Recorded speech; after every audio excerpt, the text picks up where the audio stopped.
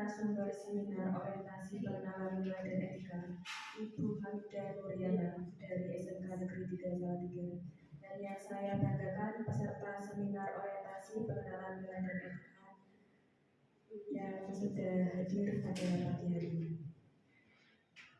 Sebelum kita memulai kegiatan kita pada pagi hari ini, ada baiknya kita berdoa terlebih dahulu.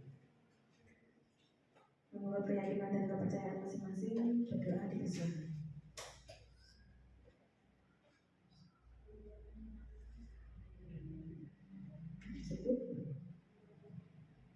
Di sini saya akan membacakan susunan acara seminar orientasi pengenalan nilai dan etika.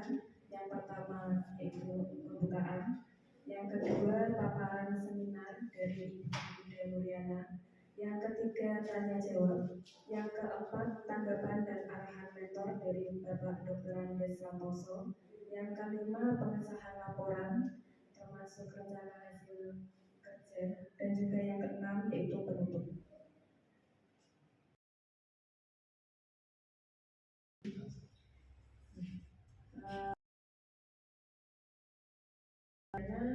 Sebagai pemateri kita.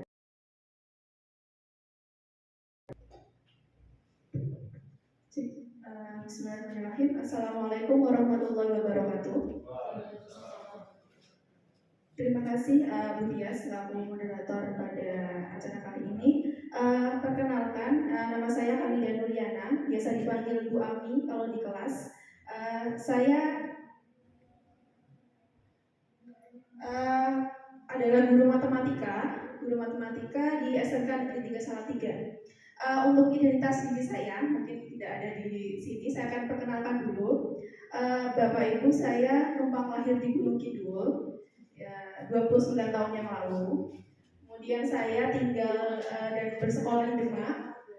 Lalu saya pernah pengalaman mengajar saya adalah di Semarang, yaitu di SMA Islam Al-Azhar 16 IBSP. Kalau Bapak Ibu pernah main ke Semarang, saya juga pernah mengajar di SMP Tengku Umar Semarang. Jadi pengalaman saya tidak ada mengajar di SMK. Jadi selama 1 tahun ini saya bekerja dan belajar untuk bagaimana mempelajari atau mengajar matematika di jenjang SMK seperti itu.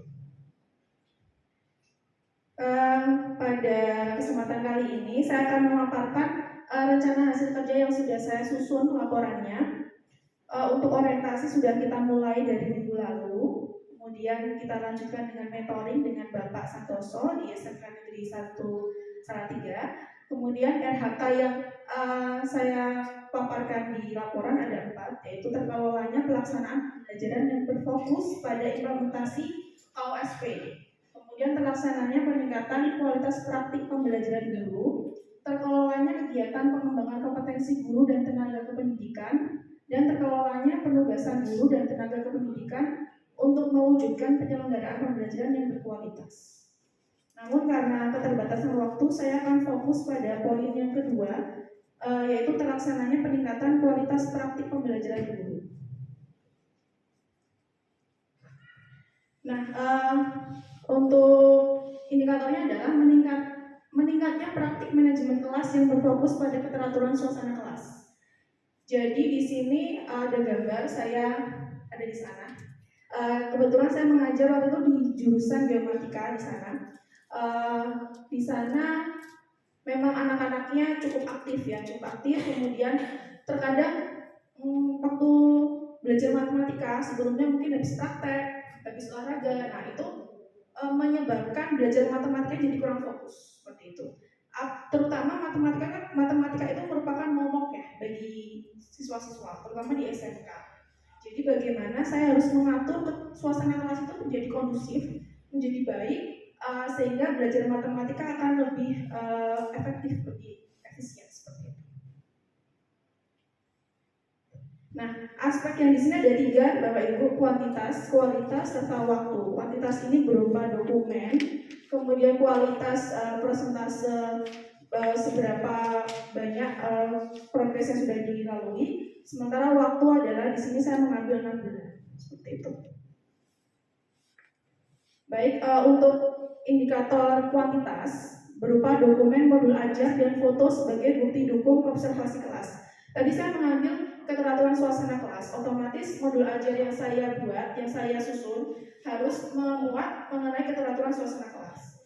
Kemudian ada bukti dukung di sana. Saya waktu mengajar kebetulan di jurusan geomatika lagi bersama dengan senior saya, kakak sejawat saya, Ibu Anis, selaku guru matematika juga. Jadi penyusunan itu saya diskusi dengan MGMP matematika, kemudian diobservasi juga oleh rekan sejawat saya, Ibu Anis, sehingga masukan-masukan akan lebih sesuai seperti itu. Terutama kan saya tadi mengatakan saya kurang pengalaman mengajar di SMK, sehingga masukan yang diberikan Ibu Anis akan sangat bermanfaat bagi pembelajaran berikutnya.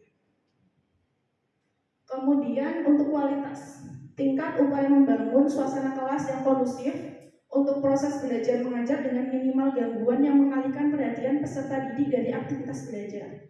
Nah, di sini ada gambar siswa itu bukan main HP sendiri ya Bapak Ibu ya, tapi sebenarnya ini merupakan permasalahan awal. Jadi siswa itu yang dikatakan Pak Miftah tadi ya, jurusan ototronik ini kebetulan. Jadi banyak cowoknya. Kebetulan 100% cowok di kelas itu, sehingga banyak gangguan yaitu gadget. Mereka sering main HP. Oleh karena itu saya harus memutar otak gimana cara saya mengajar matematika biar menyenangkan. Ya, jadi saya gunakan HP juga. Di sana ada quizzes sehingga mereka lebih tertarik dengan pembelajaran tersebut, menggunakan HP, kemudian pakai kalau quizzes kan ada kayak perankingan. Nah, cowok-cowok suka dengan model seperti itu, sehingga di awal saya sudah mengambil minat mereka untuk belajar matematika. Lanjut. Ketepatan waktu penyusunan program pembelajaran di sini dibantu dengan rekan sejawat, sehingga apa yang saya buat sesuai dengan rencana yang sudah saya buat tadi, yaitu selama 6 bulan, sehingga tidak lebih dan tidak kurang seperti itu. Untuk kegiatan dan tahapan ada 10 sebenarnya. Saya lanjut. Menyusun program dan target capaian ini dari CP, TPA-TP, menyusun dokumen perencanaan pembelajaran dan dokumen penilaian, konsultasi dengan atasan mengenai kegiatan pembelajaran.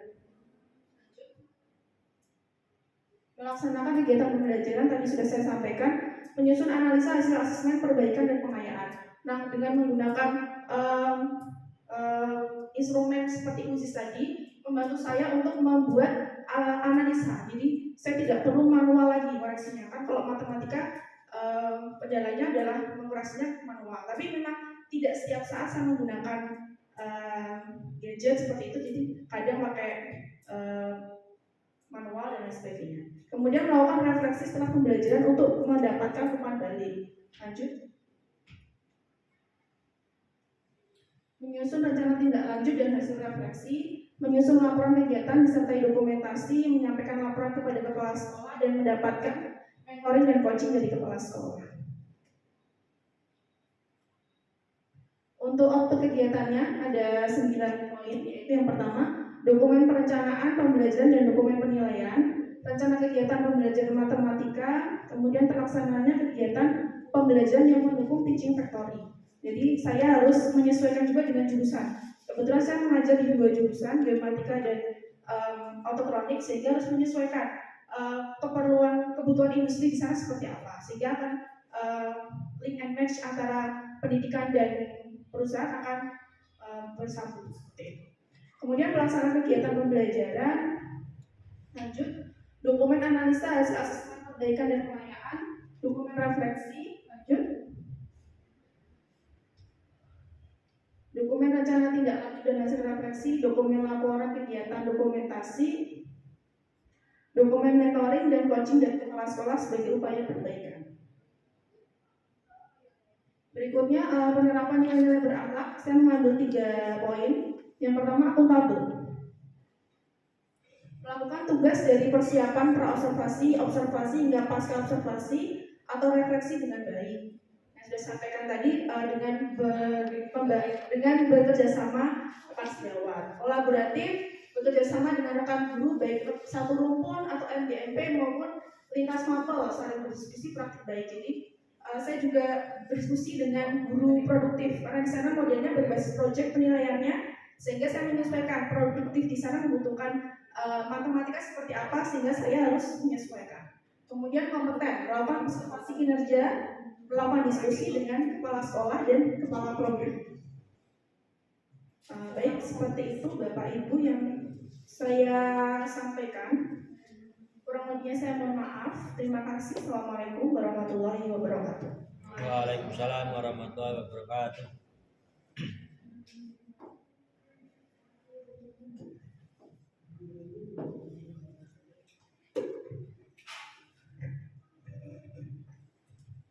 Ya, baik, terima kasih kepada Ibu Hamidah Mulyana atas pemaparan materi yang sudah disampaikan.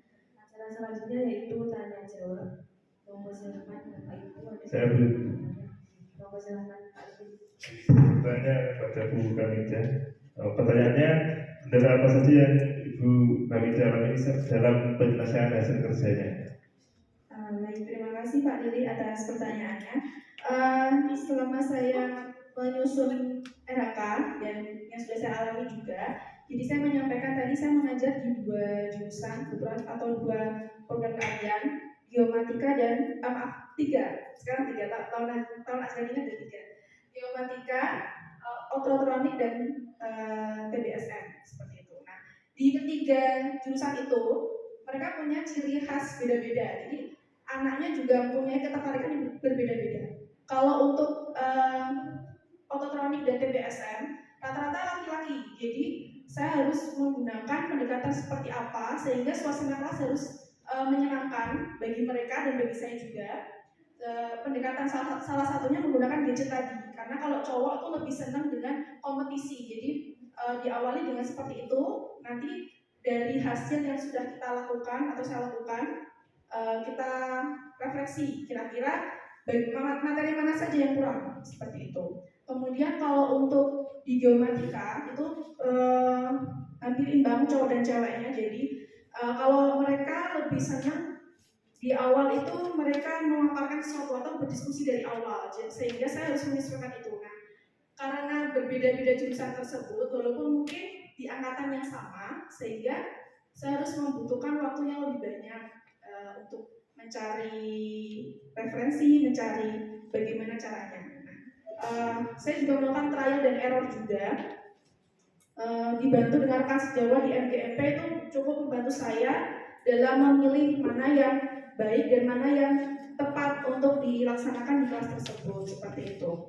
Kemudian penilaian lain itu karena pembelajaran ini berbasis proyek, jadi penilaian akhirnya kan berupa proyek. Sementara matematika itu lebih cenderung teoretis gitu. Walaupun memang bisa juga dikaitkan dengan proyek, tapi untuk lebih seringnya kan secara tertulis penilaiannya, sehingga saya harus menyesuaikan di proyek jurusan tersebut seperti apa, sehingga penilaian itu saya harus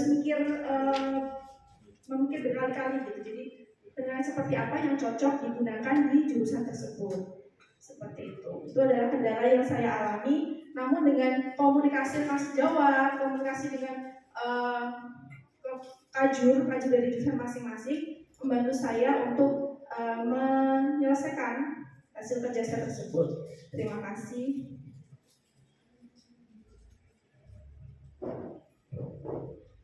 Ya, terima kasih Pak Lili dan Ibu Hamidah. Kemudian acara selanjutnya yaitu adalah tanggapan dan arahan mentor kepada Bapak Dr. Andes Santoso.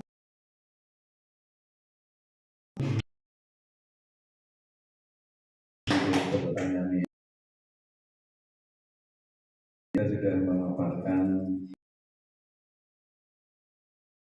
guru matematika ya, guru matematika di sekolah SMK dikasih cowok itu banyak. Tapi mungkin seperti itu ya Pak Ali ya. Oh itu ya ternyata. Memang kalau jadi guru matematika namanya saya juga pengalaman di SMK itu variasinya luar biasa ya, karena di situ betul-betul heterogen, kelas A dan kelas B perlakuannya berbeda. Kemudian di kurikulum kita menyesuaikan gitu ya. Tadi di jurusan apa, mekatronika, geomatika. Geomatika itu berbeda dengan yang di tempat yang lain. Kemudian tadi masalah laki-laki dan perempuan ya. Mungkin suatu saat panjenengan ngajar di sini, mencoba bertukar guru. Yang di sini banyak ceweknya, SMK 1 100 lebih, bahkan hanya 28.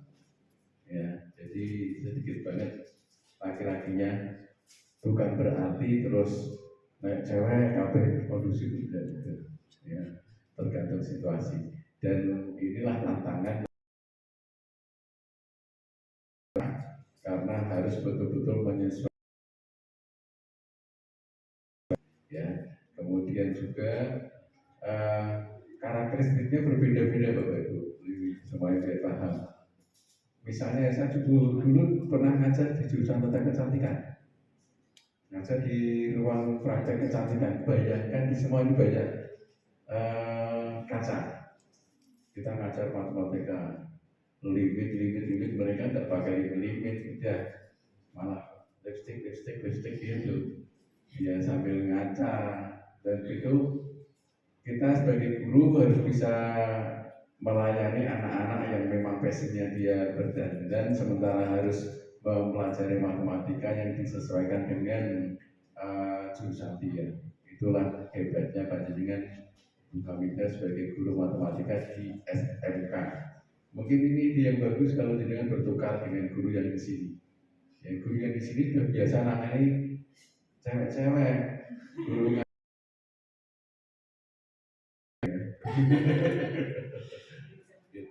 gitu ya. Itu kemudian tanyaannya bagus, Bu Hamidah, dilengkapi dengan foto-foto ya, foto-foto kegiatan. Hanya fotonya tidak di sini, dari jauh itu kelihatan ya. Dan diperjelas itu saja. Yang jelas tadi link and match dengan industri dan rohnya guru matematika di kelas memang seperti itu ya, dan ini apresiasi untuk panjenengan. Dan saya kira yuk tepuk tangan lagi untuk panjenengan. Terima kasih ke datang. Terima kasih kepada Bapak Dr. Andri Santoso atas paparannya. Acara selanjutnya yaitu penyusunan laporan.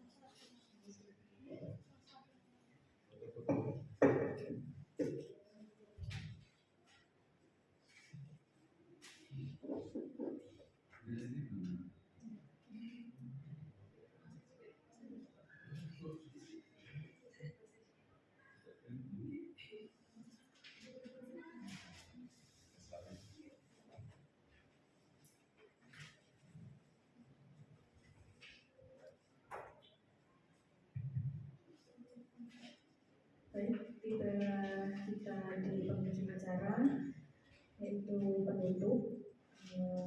Semoga apa yang sudah disampaikan kepada Ibu Hamidah Nuriana pada pagi hari ini bermanfaat untuk kita semua. Sebelum kita mengakhiri acara kita pada pagi hari ini, ada baiknya kita menutup dengan bacaan hamdalah. Alhamdulillahirobbilalamin. Sekian yang dapat saya sampaikan. Kurang lebihnya saya mohon maaf apabila ada kata yang kurang berkenan. Kemudian, Assalamualaikum warahmatullahi wabarakatuh. Waalaikumsalam